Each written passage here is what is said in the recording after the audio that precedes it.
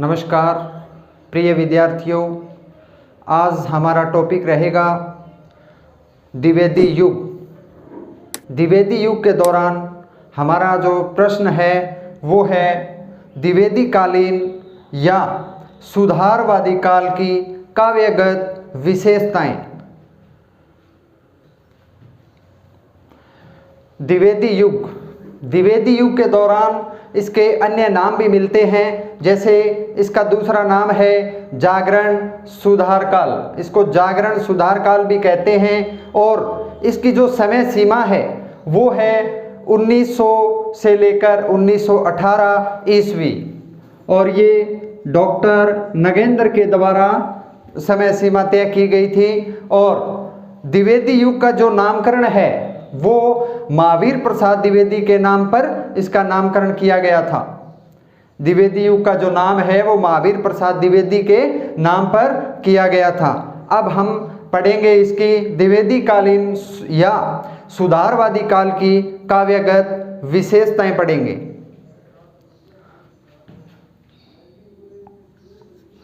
सबसे पहले हमारा पॉइंट है, सबसे पहले राष्ट्रीय चेतना।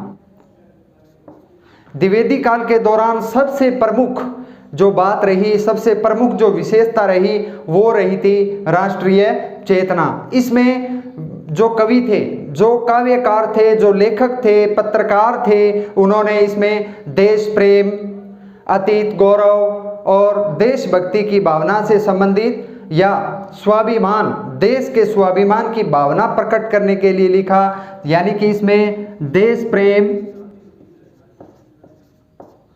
प्रेम गीत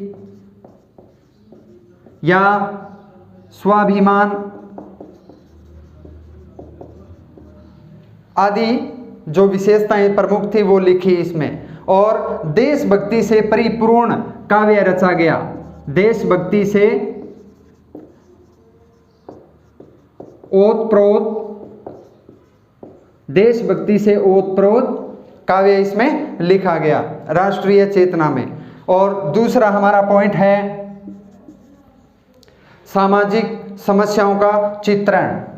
द्विवेदी काल के दौरान विभिन्न प्रकार के जो कवि आए थे उन्होंने सामाजिक समस्याओं के ऊपर लिखा, क्योंकि उस समय जो समाज में बुराइयां थी, जैसे छुआछूत है, बाह्य आडंबर है, धर्म का जो चित्रण किया गया उस समय उसका वर्णन है, दहेज की कोई समस्या है, जैसे बाल विवाह है, जाति पाति है, उसकी बहुत सारी समाज में बहुत सारी समस्याएं थी। उन समस्याओं को लेकर विभिन्न प्रकार के जो ये कवि हुए थे उन्होंने उस पर लिखा अपने काव्य को, जो उन्होंने अपना विषय बनाया। जैसे इसके अंदर छुआछूत, दहेज समस्या के ऊपर लिखा, बाल विवाह है, अनेक प्रकार की कुरीतियां थी, उन पर काव्य का उन्होंने अपना विषय बनाया सामाजिक समस्याओं के रूप में। तीसरा हमारा पॉइंट है नैतिकता या आदर्शवाद। नैतिकता या आदर्शवाद।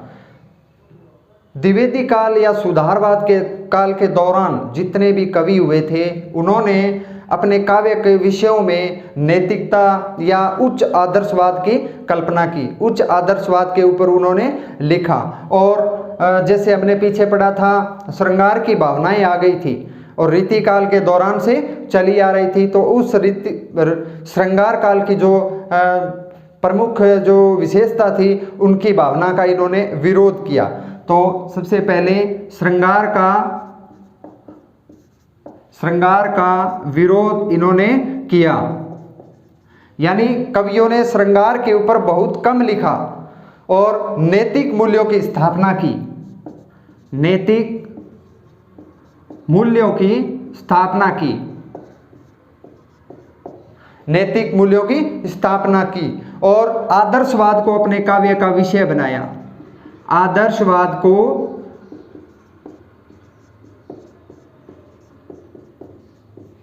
आदर्शवाद को अपने काव्य का विषय बनाया। आदर्शवाद के ऊपर लिखा, नैतिकता उसमें समाहित हुई थी।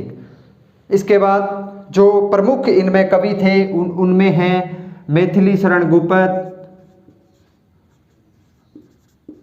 मैथिली शरण गुप्त, हरिओद,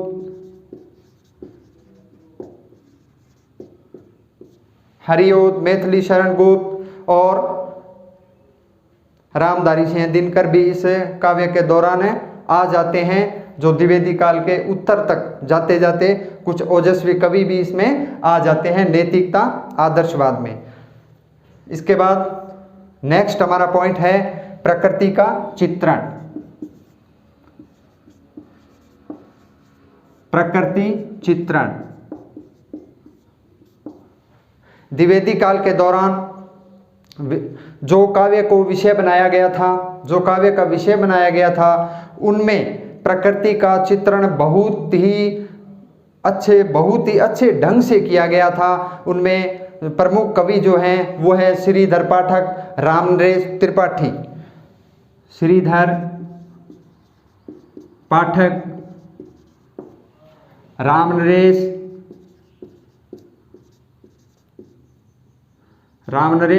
त्रिपाठी जैसे कवि हुए। उन्होंने अपने काव्य का विषय है वो प्रकृति प्रेम से, प्रकृति चित्रण से ही उन्होंने शुरू किया था। जैसे एक प्रसिद्ध रचना है, काव्य है, इसको महाकाव्य की संज्ञा भी दे सकते हैं, जिसमें प्रकृति का रम्य रूप में वर्णन किया गया है। वो महाकाव्य है साकेत या प्रिय प्रवास। इन दोनों रचनाओं में प्रकृति का बहुतायत रूप से इसमें वर्णन किया गया है और द्विवेदी युग के दौरान प्रकृति चित्रण का रम्य रूप में काव्य को विषय बनाया गया। अधिकांश कवियों ने प्रकृति का सुंदर रूप का वर्णन इसमें किया था। नेक्स्ट हमारा पॉइंट है इतिवृत्तात्मकता, यानी इसके दौरान जो खंड काव्य और महाकाव्य लिखे गए, हमने बात की थी प्रिय प्रवास और साकेत के माध्यम से इन्होंने खंड काव्य और महाकाव्य जो है उनकी रचना की थी इतिवृत्तात्मकता के अंदर। और इनकी प्रवृत्ति क्या थी? इतिवृत्तात्मकता में मुक्तक शैली में लिखा गया, मुक्तक शैली में लिखा गया।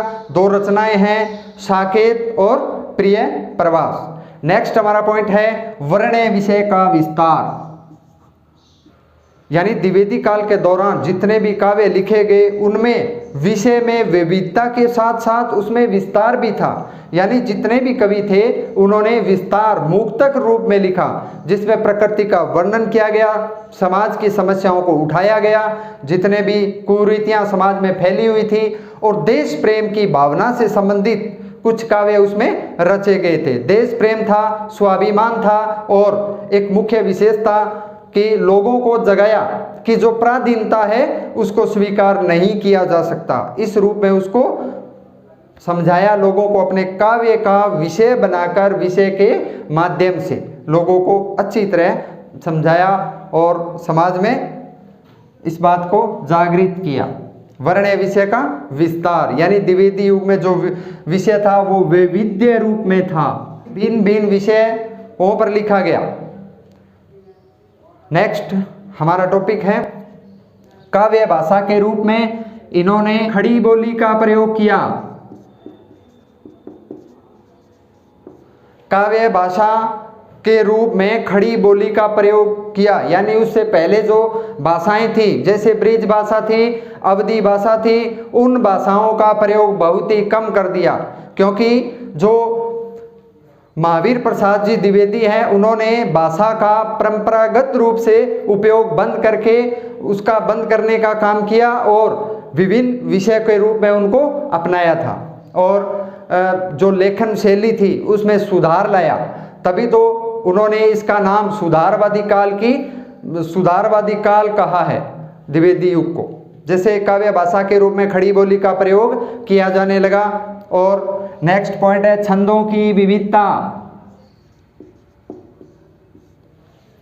यानी जितने भी काव्य रचे गए मुक्तक शैली में हो, चाहे महाकाव्य हो, खंड काव्य हो, इस दौरान काव्य में प्राचीन जो छंद थे, जैसे दोहा है, चौपाई है, रोला है, सवैया, कुंडलियां इत्यादि का प्रयोग विविध रूप में किया जाने लगा। छंदों की जैसे दोहा, रोला, चौपाई,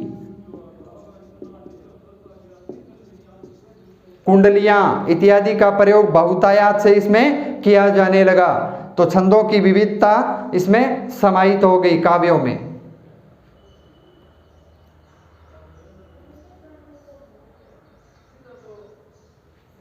नेक्स्ट हमारा पॉइंट है भाषा और शिल्प। भाषा और शिल्प, इसके दौरान भाषा जो है वो व्याकरण सम्मत बनी।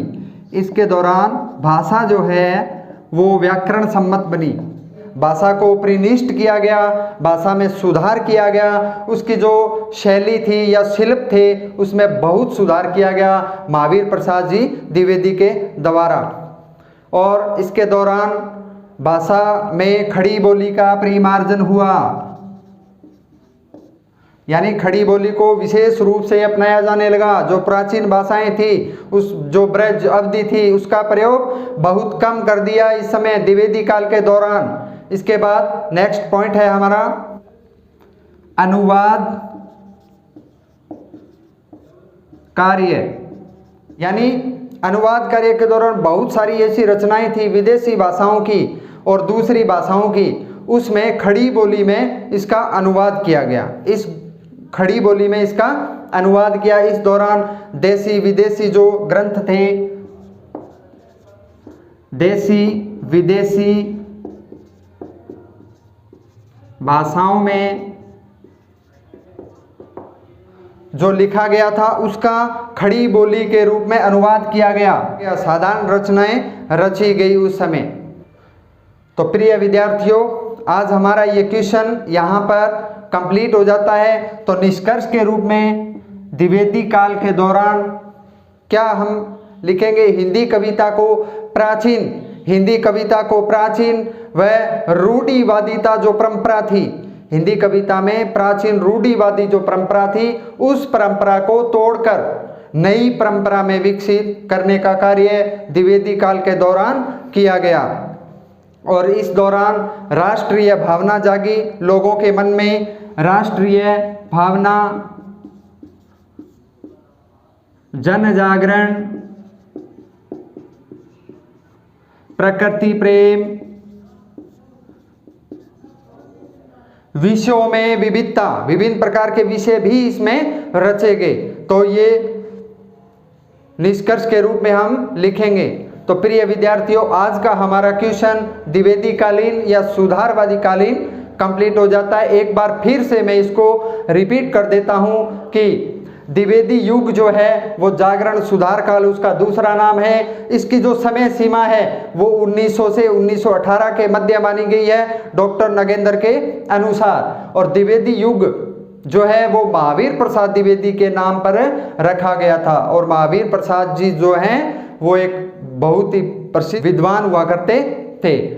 और द्विवेदी कालीन सुधारवादी कालीन की काव्यगत विशेषताएं हैं। नंबर 1 पे राष्ट्रीय चेतना, इसमें राष्ट्रीय चेतना, देश प्रेम, गौरव इत्यादि शामिल थे। दूसरी है सामाजिक समस्याओं का चित्रण, इसमें सामाजिक समस्याओं को विभिन्न प्रकार के विविध रूप में उठाया गया था। तीसरा इसमें नैतिकता और आदर्शवाद था। चौथा था प्रकृति चित्रण। पांचवें में हम इतिवृत्तात्मकता की बात करेंगे, यानी इतिवृत्तात्मकता के अंदर खंड काव्य और महाकाव्य लिखे गए थे। और मुक्तक शैली की रचना जो है वो प्राय कम ही थी या बहुत ज्यादा थी। और इसके बाद दो प्रमुख ग्रंथ थे, प्रिय प्रवास और साकेत। इसके बाद छठा है वर्ण्य विषय का विस्तार। द्विवेदी काल के दौरान जो काव्य था, जो भी काव्य का विषय था उसमें वैविध्य था यानी विस्तार था। इसके बाद काव्य भाषा के रूप में खड़ी बोली का प्रयोग किया जाने लगा। पुरानी जो परंपराओं की भाषा थी, ब्रज भाषा और अवधी भाषा, उनको समाप्त करके खड़ी बोली को विशेष रूप दिया जाने लगा। इसके बाद छंदों की विविधता थी। प्राचीन जो जैसे छंद दोहा, रोला, चौपाई, कुंडलियां इत्यादि जो छंद हैं वो मुक्तक रूप में प्रयोग में किए जाने लगे। और इसके बाद भाषा और शिल्प है, भाषा का उसमें व्याकरण सम्मत भाषा आई, खड़ी बोली का परिमार्जन किया जाने लगा। इसके बाद अनुवाद कार्य, यानी विदेशी और देसी भाषाओं के अन्य भाषाओं में जो ग्रंथ थे उनका खड़ी बोली में प्रयोग किया जाने लगा। इसके बाद अनुवाद कार्य और निष्कर्ष के रूप में जैसे द्विवेदी कविता जो थी वो उसमें राष्ट्रीय जनजागरण की जो भावना थी, प्रकृति का जो प्रेम था वो उसमें अमूल्य रूप से छाया हुआ है। तो प्रिय विद्यार्थियों, नेक्स्ट टॉपिक हम पढ़ेंगे छायावाद युग या छायावादी विशेषताएं। धन्यवाद।